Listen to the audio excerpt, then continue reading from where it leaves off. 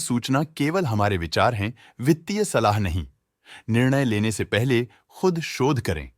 किसी भी लाभ या हानि के लिए हम उत्तरदायी नहीं हैं। आज हम देख रहे हैं जमुना ऑटो इंडस्ट्रीज लिमिटेड के 2025-26 Q1 की standalone financial performance. Starting with the sales, पिछले क्वार्टर से सेल्स में -10% का डिक्रीज हुआ है, मगर कंपनी ने पिछले साल के मुकाबले 3% का सेल्स इंक्रीज रिपोर्ट किया। Expenses -8% quarter on quarter decrease हो गए हैं, जो साल भर के 4.5% के राइज के साथ अलाइन करता है। एक्सपेंसेस में डिक्रीज अच्छा है, लेकिन सेल्स में डिक्रीज निराशा की बात है। ऑपरेटिंग प्रॉफिट, जो पिछले साल के कंपैरिजन में -3.5% डाउन हुआ है, quarter on quarter around -20% decrease हुआ है। Operating profit margin OPM annual basis पे -1% से डिक्रीज हुआ है और पिछले क्वार्टर के कंपैरिजन में -2% से डिक्रीज हुआ है। एक्सेप्शनल आइटम्स को ऐड करके अदर इनकम पिछले क्वार्टर के कंपैरिजन में 131% बढ़ गई, बावजूद इसकी ईयरली ग्रोथ लगभग 5 गुना हुई है। इंटरेस्ट एक्सपेंसेस पिछले क्वार्टर से -89% डाउन हुआ, लेकिन ईयर ओवर ईयर डिक्रीज -80% हुआ है। डिप्रिशिएशन कॉस्ट्स में 19% का क्लाइम देखने को मिला और ईयरली बेसिस पे 28% का इंक्रीज देखा गया। प्रॉफिट बिफोर टैक्स एनुअली 6% बढ़ा, लेकिन प्रोसीडिंग क्वार्टर से -13% डिक्रीज हुआ है। इस साल कंपनी ने 26% टैक्स पे किया और क्वार्टरली कंपनी ने 25.5% टैक्स पे किया है। नेट प्रॉफिट ने ईयर ऑन ईयर 7% का इंक्रीज दिखाया, लेकिन लास्ट क्वार्टर से -12.5% का कंट्रैक्शन हुआ है। इस क्वार्टर के दौरान कंपनी का परफॉर्मेंस इतना अच्छा नहीं रहा। नेगेटिव नेट प्रॉफिट लॉसेस को इंडिकेट करता है। वहीं अगर एनुअल एनालिसिस की बात करें तो इस साल कंपनी का परफॉर्मेंस ठीक रहा। अर्निंग्स पर शेयर EPS में साल भर में 0% का इंक्रीज देखा गया, लेकिन क्वार्टरली में 12% की गिरावट भी नजर आई। इस क्वार्टर में कंपनी का EPS इतना अच्छा नहीं रहा। नेगेटिव प्रॉफिट कमजोर एफिशिएंसी को दिखाता है। जमुना ऑटो इंडस्ट्रीज लिमिटेड के फाइनेंशियल स्नैपशॉट को रिव्यू करते हुए कुछ मुख्य ट्रेंड्स सामने आए हैं, जो कंपनी की परफॉर्मेंस पे रोशनी डालते हैं।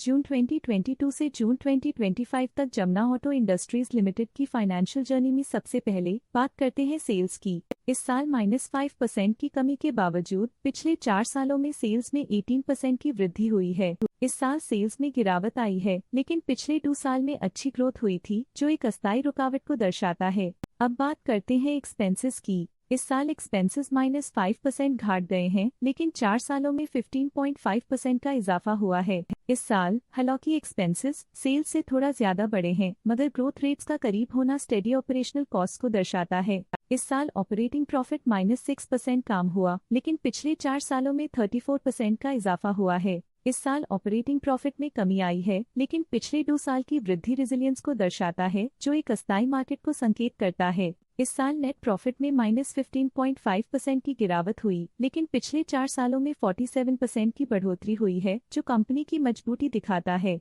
इस साल नेट प्रॉफिट में आई कमी के बावजूद पिछले सालों में हुई पॉजिटिव वृद्धि एक अस्थायी मार्केट एडजस्टमेंट को दर्शाता है। इस साल EPS में -39.5% की कमी के बावजूद लंबी अवधि में देखा जाए तो 5.5% की मजबूत वृद्धि हुई है। इस साल EPS में कमी आने के बावजूद पिछले सालों की ग्रोथ कंपनी की मजबूत ओवरऑल परफॉर्मेंस को अंडरलाइन करती है। चलिए अब बात करते हैं शेयर होल्डिंग पैटर्न की। जमुना ऑटो इंडस्ट्रीज की शेयर होल्डिंग रिपोर्ट्स कुछ इस प्रकार की हैं, जो अननोन 2025 के तक चलता है। ये रिपोर्ट कंपनी के शेयर्स की डिटेल्ड जानकारी देता है, जिसमें promoters, promoter groups, foreign investors, public investors और सरकारी एंटिटीज शामिल हैं। पब्लिक द्वारा हेल्ड शेयर्स का परसेंटेज 41.68% से इंक्रीज होकर 2025 के में 41.74% तक का इंक्रीज से देखा गया। ये चेंजेस स्टेट है कि पब्लिक की इन्वेस्टमेंट कंपनी में क्वार्टर टू क्वार्टर इंक्रीज हुई है। जब कंपनी के शेयर्स का मैक्सिमम हिस्सा पब्लिक के पास होता है, तब ये माना जाता है कि कंपनी कमजोर हाथों में है,